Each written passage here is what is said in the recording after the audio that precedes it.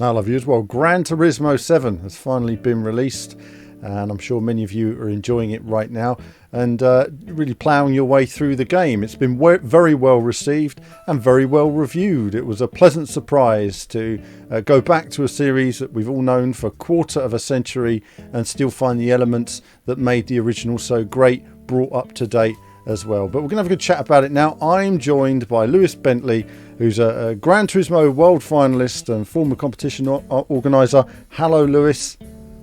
Hello, excited to have a chat about some GT7 today. I've got a lot of thoughts that go in both directions, so let's see where we go with it. Excellent. Well, you know what, we've got the intro out of the way now, so now I can just chill out and talk a bit about Gran Turismo 7. So Gran Turismo 7 then, playing it a couple of weeks ago, I was very lucky to get an early hands-on and put it on, started playing and just enjoyed it immediately. I was impressed by the changes that were made to physics. Though games companies talk about these things, I still didn't feel they covered a lot of it in the previews very well. I felt the previews essentially let the game down in terms of its core strengths, and there was a lot of key elements in there that weren't covered in the previews. So to finally get a hands-on, plough through some of the progression, get into the game, from the intro, it immediately caught my attention. There's that banging intro. You've got that original music soundtrack, which was in the Japanese version and then removed for the UK version back in the 90s, which I was a bit of a shame, but still had kick-ass music in it as well. And of course, getting into the handling and the physics. And whenever you play a new racing game and nobody else in the world sees it, you're always thinking, it's all down to me and my opinion. It puts a lot of pressure on me to interpret what I'm feeling and communicate that to the viewers at home.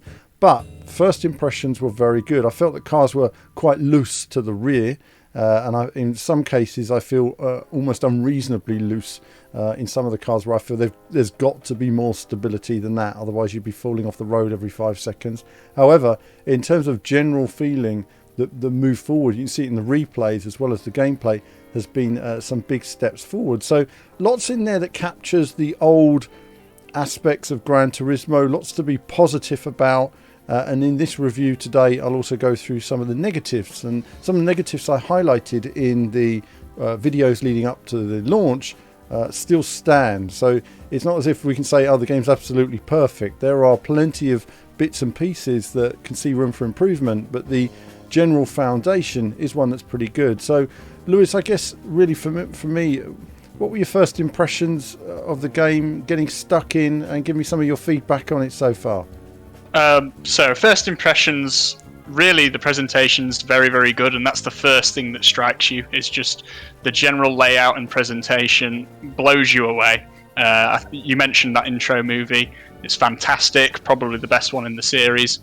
And then when the game puts you in that overworld, that world map, and the cafe starts to introduce elements of the game one by one, I think it was really well done. I think it was incredibly well paced. In terms of changes to the driving, you mentioned it's a lot more oversteery. It's much more oversteery. I much prefer this over GT Sport. GT Sport was a game that was all understeer all the time, and I think it's come leaps and bounds over GT Sport. It is lacking in the downforce department. I think any cars that rely on a lot of downforce don't quite have enough right now, which is why they can feel like they step out from underneath you. Those high-powered downforce Group 1 machines need a bit more stick when they're third gear and above, that sort of speed range. But for the most part, it's very, very positive improvement in terms of physics. Absolutely, yeah. I mean, I found that as well. You know, there's a lot more feeling of the car. It feels a lot more on point. As I was mentioning, it's rear downforce on a few of the cars that really seems to be an issue. And it's not on all tyres. Some tyres it affects more than others. Hard tyres, hard sports tyres. Goodness me, they're awful. So it's interesting racing the different cars and trying the different tyres out. I think one thing about Gran Turismo is the complexity, the amount you can change on your car, how that changes the handling, for all of these cars. It's quite an epic amount of elements to explore in the overall feeling and vibe of it. And so, like you say, first impressions really good. The progression system, it's a bit clunky in terms of progression. It's It's old-fashioned, it's straightforward. I remember when I was looking at the initial previews, and I mentioned about seeing the faces of everybody. I'm not necessarily into all that sort of stuff. I don't necessarily need the characters. I think it works well when we've got the Gran Turismo Mobile finalists doing the license tests. And I think stuff that involves being taught something in the driving, being taught by the real players is a good thing. But it still felt a little bit clunky in terms of design. You know, here's a photograph with a white background and we'll slap it on screen with some basic text. It didn't necessarily feel feels like a bit low budget. Yeah, it didn't feel terribly well integrated. It felt kind of a last minute thought process. So there are some elements in terms of, also I find that when you're going from one license to another, you have to exit a screen. Say you're doing a circuit challenge, you've got to exit that to go back in again.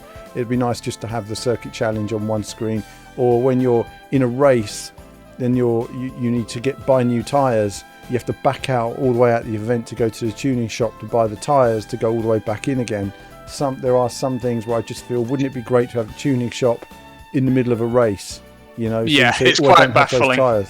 Yeah, because some of this stuff was handled much better in previous Gran Turismo games. You had quickly loading into the next license test from the one before it without having to exit out, and you had the ability to buy tyres from the tyre select screen in a previous Gran Turismo. I do forget which one. I think it was possibly Gran Turismo 5 or Gran Turismo 6, but the point being, it has been there before, and we've seen a bit of a regression, I think, in terms of quality of life and just in terms of game design. There's some other stuff that I want to come to in a bit, which sort of indicates that I think the late development of this game was quite rushed, and I think that's why some of this might be missing, because there are a few different indicators here and there that shows that this might have been quite quickly cobbled together at the very end of development just to get it out on this March 4th deadline. But I know what you mean. It's the exposition from the cafe talking about the cars. I found myself skipping through a lot of it because it just felt unnecessarily long, and I can't quite figure out why it's not optional either. No. Well, I think so. In terms of general menus and layout, it's a bit clunky. It could do with refinement. I think that, and something else I'm going to highlight as well, I do see this a lot in games, is there's a lot about automotive heritage, and it's great that they're pushing automotive heritage.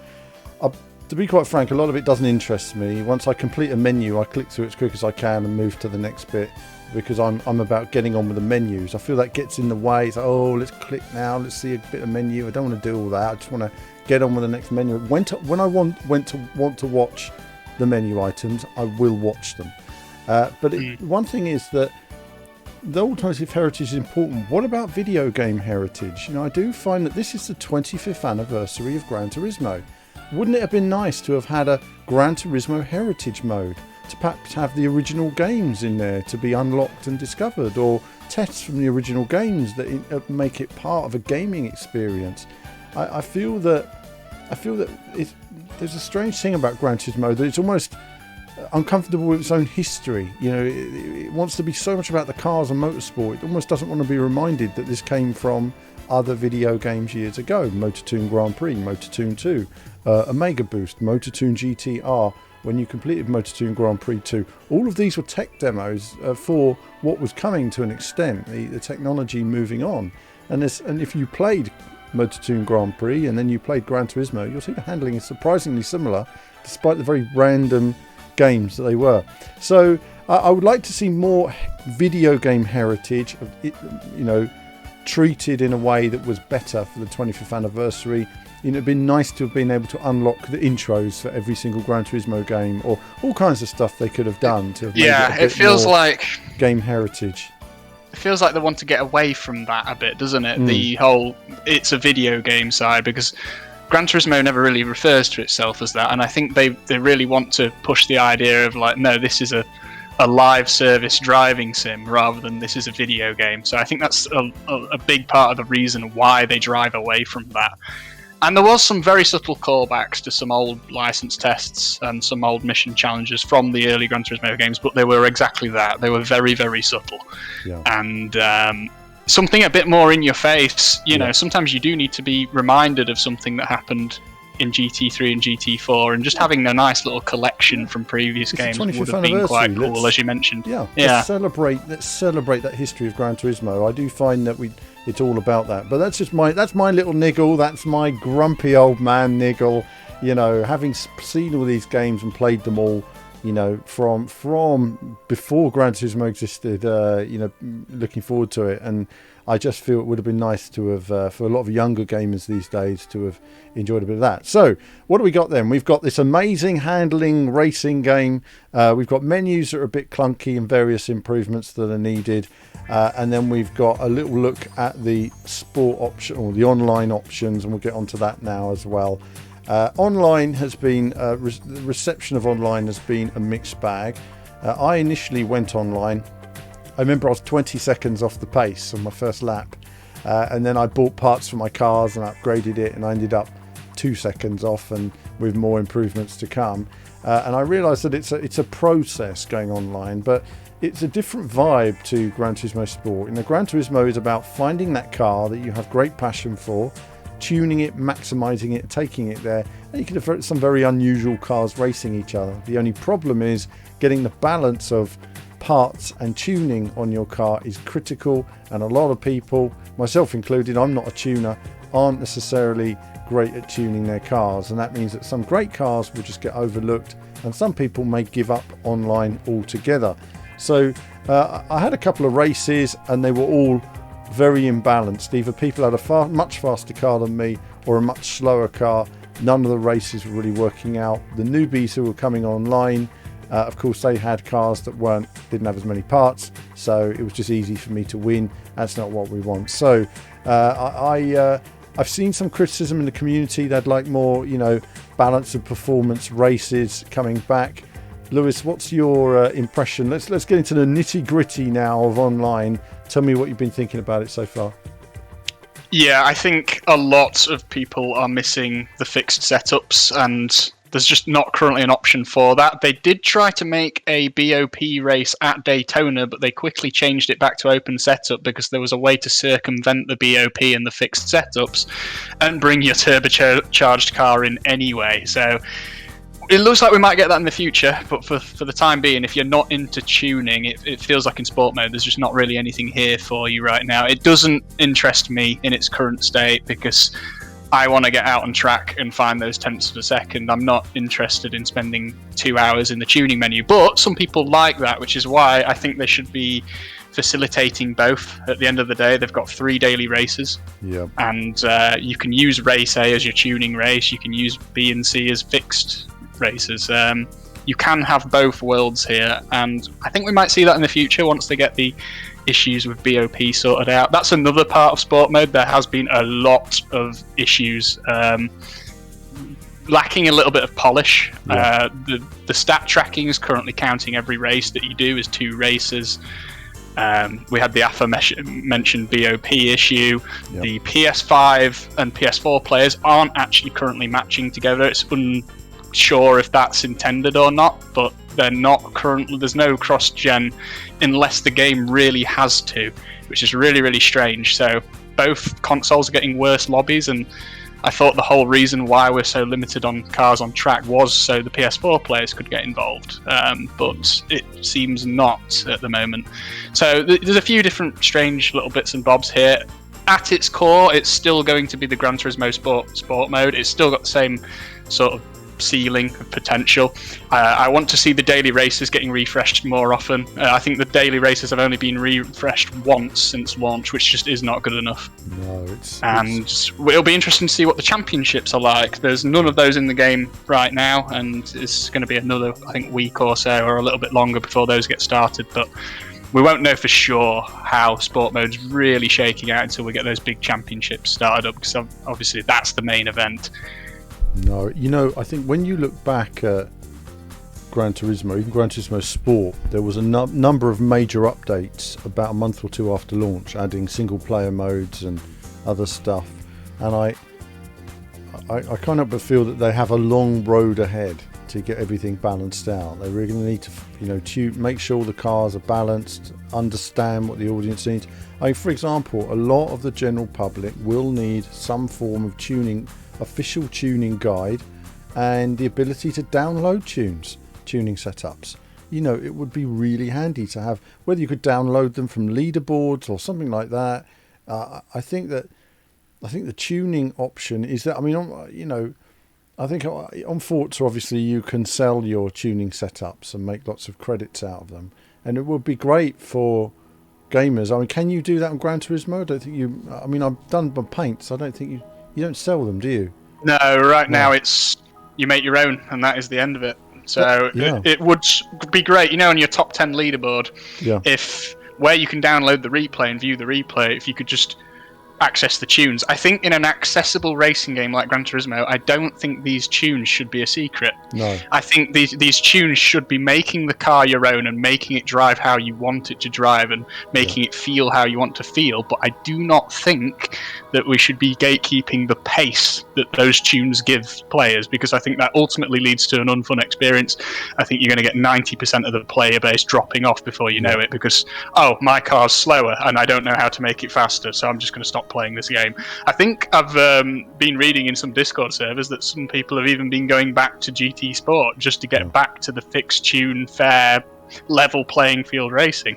Yeah. So we definitely need it looking at. So what we need then is we need something which gives tuners an impetus to do it. A benefit. A tuner's leaderboard is what we need somewhere. Because then tuners will tune. If people download their tunes, they got that leaderboard, so on. There needs to be something to encourage people to make tunes. Because I tell you, a lot of tuners aren't going to want to give all their tunes away when they've been spending hours maximising the performance of it. So you need to give them something to say thanks for your effort. Otherwise, a lot of people just aren't going to bother. It's like whenever you think in your mind, you think, it'd be good if you could download a tune from a leaderboard. But racing is not about that. Racing is about, there are secrets. People are always going to want to keep secrets, and I feel that if you had a tuner's leaderboard and some way of something to give them a reward for their work, and then they will be wanting to make the best tunes they can that maximise the performance of the drivers, and it just gives you something new. So you can tune yourself, you can download a tune if you don't know how to and still have a competitive car. I think that would add a lot. So we do need that added to the community leaderboard. And I think I was saying earlier about Forza gives you credits when you put liveries up and all the rest of it. I think Gran Turismo could do with something like that, some kind of credit system where you pay that person whatever 1,000 credits, not a massive amount, but an amount that when they have 100 people downloading their tune, that they get something out of it, and then they can buy parts for cars to help them buy more cars and tune more cars. So that would work for everyone. It's the same with liveries. It would be nice to have some credit system like that for liveries. So then that your livery that's badass, and if people want to buy it and use it, that would be fantastic. So I'll tell you what, they had this thing where you move across your liveries from Gran Turismo Sport, but I thought that was a bit frustrating as well, because you had to make all of the parts public, all of the livery elements public. And I had some liveries which I wanted to keep for myself, and some which were, which I put on the store put public for people to download. And so it leaves me in a frustrating situation now, because the only way I can move them across is to make them all public, and that's some of them were just dedicated for myself for VVV. So little things, I just find little niggles. Why is that even necessary? Why could they not find a way around that? It's connected to my name and my tag on my server. It's quite strange how they've handled things like that. I think, like you say, there's definitely need to work on options. I think the crossover from PS4 to PS5 has been poorly handled from the get-go. It does seem a strange situation that's occurred with the online issues, and but I will say, actually, just wanted a note on the graphics. I haven't played it on the PlayStation 4, but I have watched Digital Foundry and various videos comparing the PS4, the PS4 Pro and the PS5, and they've done a really good job on the PS4 and the PS4 Pro. That shows me even more that they're nowhere near maximising the PS5. but I would have liked on the PS5 a 1080p mode with ray tracing and full graphics settings, because not everybody needs to race in 4K. 1080p with maximum settings could have looked amazing. But I do 120 feel that, FPS as well is the other one, which I think would have been possible at 1080p, and it's a bit of a shame we don't have it. Yeah, it is a shame. And I do feel that, and I know that developers do this, to keep the powder dry, because if they show the maximum graphics they can do now, they've got nowhere to go.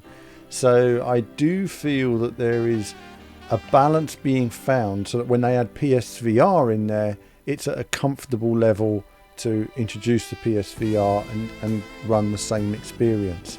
So I look forward to seeing what they can do there. PSVR, they're still probably a couple of years away. So online then is an area that needs a bit of work for sure, and competitions and running. I mean, I haven't run any online lobbies, anything like that. Have you seen anything of online lobbies? So lobbies, big topic right now. They are easily the most underbaked part of the game. They are very, very broken. Lots of bugs. It's difficult to get anything running at all. There's a lot of regression from GT Sport. Things that used to exist in GT Sport are no longer present. There is no longer any qualifying in lobbies. The host no longer has the ability to edit the lobby settings whilst you're in there. So once you create the lobby with the settings, that's it. The host can no longer change them. You have to leave the lobby and open a new lobby in order to do a different race, in order to change the tracks, the cars, the whatever it might be.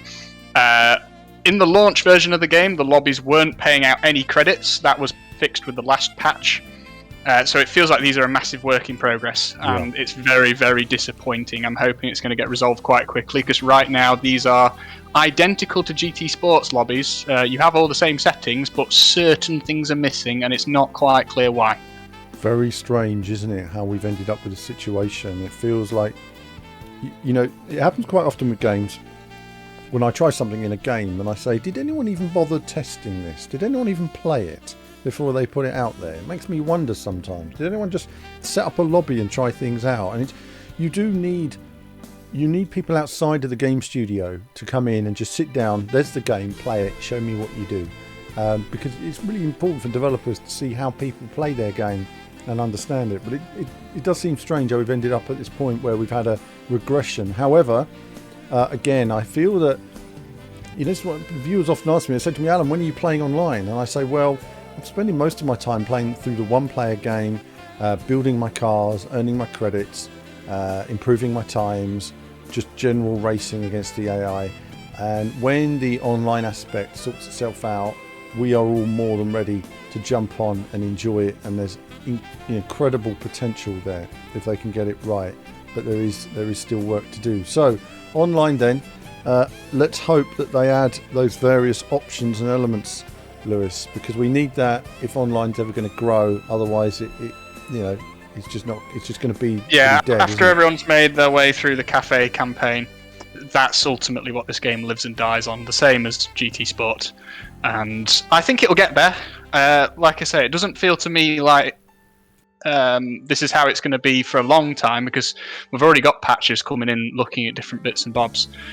But it needs sorting fairly quickly, because as all the players have golded all these license tests and golded all these missions and got through the cafe campaign, after you've done all those things, you hit a wall with this game where you sort of sit to yourself and you think, well, now what? Because you look at your options of what you have to do. The online doesn't work properly. If you're not into tuning, you can't do sport mode. And then the end game for getting credits after you've beaten the core game is awful, and it is among the worst I've ever seen in a game. There is one event that pays more credits than any other event by a significant margin, and if you want to make any sort of progress after you've beaten the game, hammering that one event over and over and over and over again is the only way to do it. And that is a dirt race at Fisherman's Ranch. Right. And even Rally, obviously, is one of the weaker elements of Gran Turismo. So having that as your only option to quickly progress once you've got all the cafe done is really, really frustrating, because the cafe is giving you all these gift cars and you're progressing at a really nice, satisfying rate. And as soon as all that dries up, you just hit this wall. And you look through all the events that you can do in single player, and there's just this one that's paying out far more than any other. So you're just like, well, I now feel like I'm in the situation where this is sort of the game if I want to progress, and it's very, very frustrating. There's no reward cars. There's no way to get reward cars. Obviously, the roulette tickets only come from daily workouts, so you can only have one roulette ticket a day. And those roulette tickets are a lot more frustrating, I feel, than the daily workout card that GT Sport used to give you, because now it feels like these roulette tickets often give you the lowest prize, which is normally a pittance amount of credits, rather than in GT Sport, at least you were always guaranteed a car every day. That's no longer the case. So it feels like the cafe experience and the licenses and the challenges, they were all polished to this immaculate level of quality, ready for the review period, and that's all really, really good stuff. And that first 25 to 30 hours of the game is phenomenal, and it's among the best that Gran Turismo has to offer. But as soon as you clear that, right now the Polyphony need to be looking at, okay, well, now what? Because right now it is more or less hammering one race over and over, and your online modes are significantly underbaked. So I think that's what these post-launch updates need to be looking at. Yes, absolutely. They absolutely need to sort out the credit situation. The rally is quite random and fun, and it's stupid, the rally. Now, I've never liked the rally in Gran Turismo. I've always thought the rally cars it's like they bobble along on the surface, and obviously I play lots of rally, and I jump on there, and I got my head around it eventually. If you turn traction control on some of the cars, the cars become undrivable, and the jumps, the car will just bounce on the floor and flip up into the air, and God knows. I mean, some of the physics over the jumps are lunacy. I don't know it's bonkers. I don't know what's going on. It made me laugh. It feels like a last-minute change that sort of just ended up getting shipped, because it doesn't feel finished. It's very, very strange, the rally. I don't know what's going on there. GT Sport's infinitely less frustrating because your car isn't doing these random, unpredictable bounces upon landing. So, yeah, I'm not sure what's going on there. The rally, otherwise, if you ignore the jumps, is fine. I think it's a little bit better than GT Sport, but currently it doesn't matter, because every time you approach one of those jumps, you have no idea what's going to happen when your car lands, and that's a big problem. One of my problems with the rally tracks is invariably they have one single surface, and what's great about rally is multi-surface. So, for example, the Fisherman's Ranch, if you said, right, a quarter of that track was tarmac, a quarter of it was loose gravel, it would make the driving experience more interesting. The problem is the handling is so crazy. You just slide the car in and you just power through these corners. There's absolutely no feeling from the surface whatsoever. If it was any other game that had a rally mode like that, people would just laugh at it. It is very strange. However, I do enjoy it in its own sort of Sega rally style way. It's strangely enjoyable yet odd.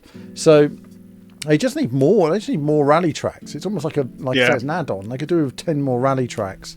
And that brings me to another point, actually. Now we can have a good old moan about not being enough new tracks in there. I am disappointed with just the 4 tracks. Yeah, honestly. And don't get me wrong, I went to some of the older tracks, and I love the way they've remodeled and changed some of the older circuits. There are some really nice little changes to some of the more established GT Sport circuits in there.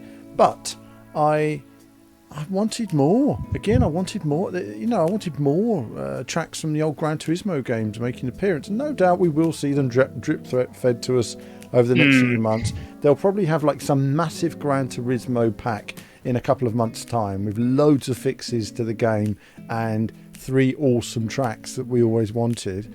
But it is something which at launch I was kind of feeling, I would have liked to have seen a bit more added in that area as well. And I just to touch on that note, finally finishing the rally there, and the credit system does need an overhaul. It does need a look. The roulette wheel, invariably I'm getting about 2,000 credits on average, and when intermediate tires cost you 38,000 credits or something stupid like that, it's pointless, isn't it? It really is pointless. I mean, God, I can't even afford a pair of standard tyres for that money. So they do need to sort out the rewards to help you buy the parts, because I do find that it's a struggle. I've barely been able to buy any cars, because when you buy a car you almost worry then that you don't have enough money to buy tyres if you need them to progress in certain areas. And you always need a good 100,000 put aside for tyres. What the hell am I saying? So, I think there's definite areas for improvement here and there. And of course, the last thing I always need a good old moan about is the cockpit cam. They still need to, do something about the cockpit cam, in terms of the So the cockpit cam, we've got that one camera angle which is sat quite far back. It almost feels like it's in the headrest, and you've got no options for FOV, and then you've got some very, very minor options to move it upwards or down. I want to see the sort of a dash cam at the very, very least, but I feel like just options to remove the wheel and a camera that sits just behind the dials with the wheel removed. It's just so awkward to use right now because you just feel like that's no good. You've got the widest FOV in the universe, and you feel like you're sat in the back seat driving. When you're on a wheel, it's just a very strange experience. Yeah, it's awful. Frankly, it's rubbish. I mean, I play it and I just think to myself, what this doesn't feel like being in a car. I can't position. I use a wheel. I'm in front of a full-size, potentially full-size screen. You need that position correct where you can move forward, get rid of that wheel, and make the FOV as you need for your setup. Why won't they include that? It's very frustrating. Also, so we've got the field of view, removing the steering wheel, and dash cam options. We've got them all in Grid Legends. We've got them in other racing games. We've got them in WRC. Let's get that in Gran Turismo. It's not like we want something that's new. This is handy, and it was great in Forza Horizon 5 as well. Let's have it in Gran Turismo. We are missing that badly, and that takes me on to another point, and I can't remember what it was now. It was the tracks, I think. We've briefly touched on and then sort of wandered away from it. Because 4 new tracks, and obviously it feels suspiciously like some have been held back for the post-launch content.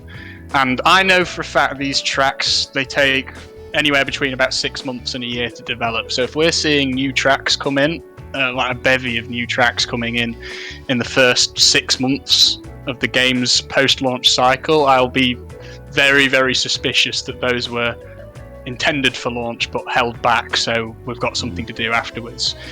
Which would be fine, but the game launched with only 4 new tracks, which I feel like we needed a few more there, because those new tracks that are added post-launch will never be added to the original license tests and the original progression of the game, which means that's always going to feel quite small when you revisit it in a number of years.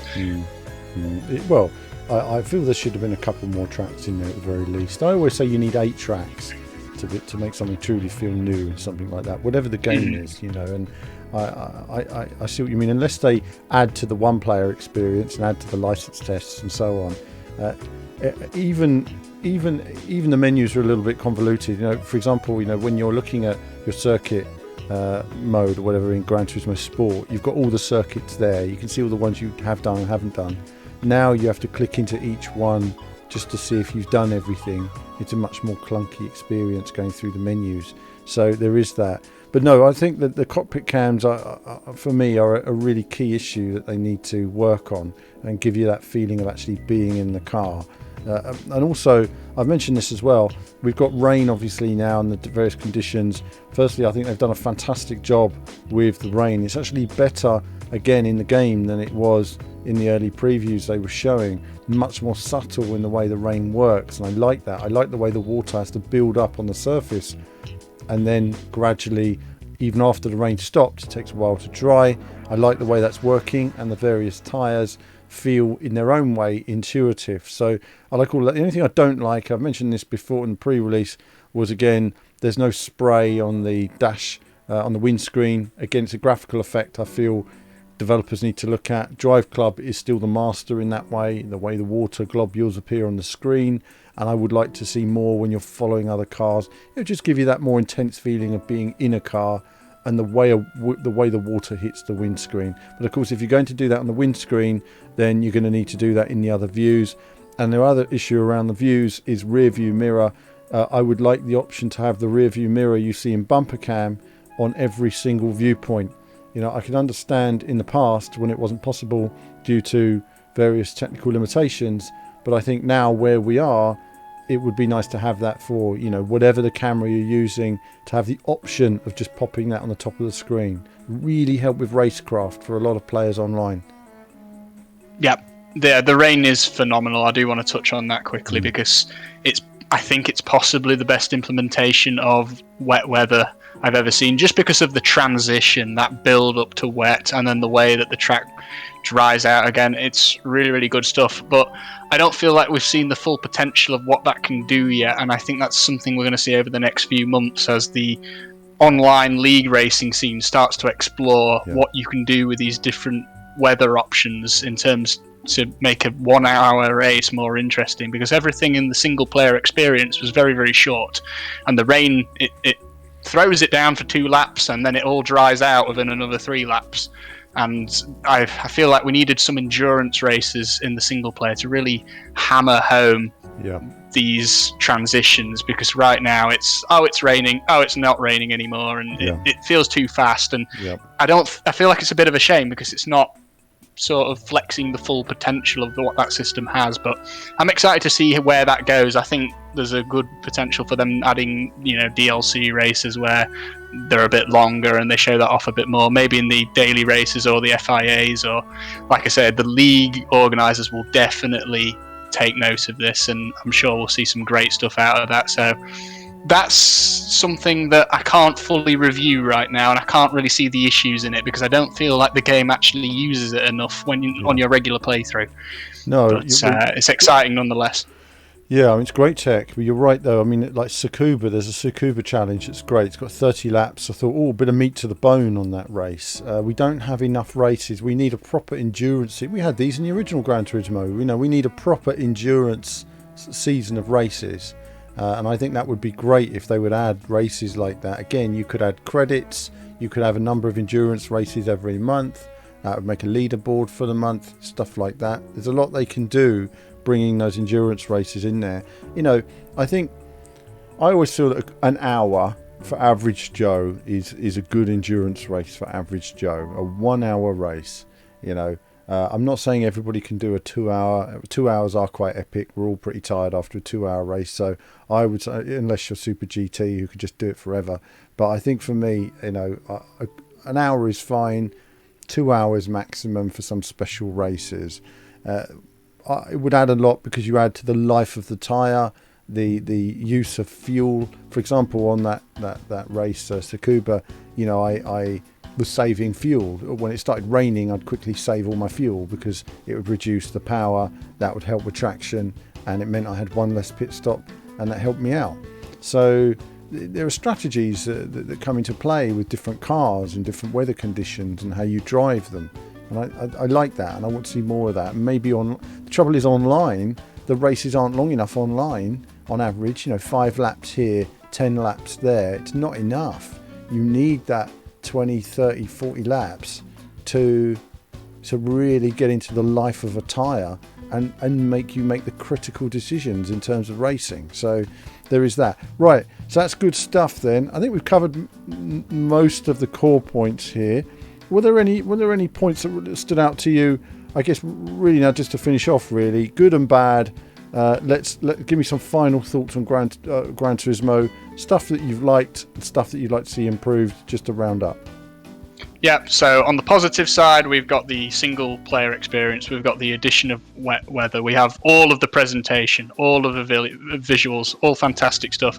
We've got the physics, which are I think a great upgrade over what we had in GT Sport.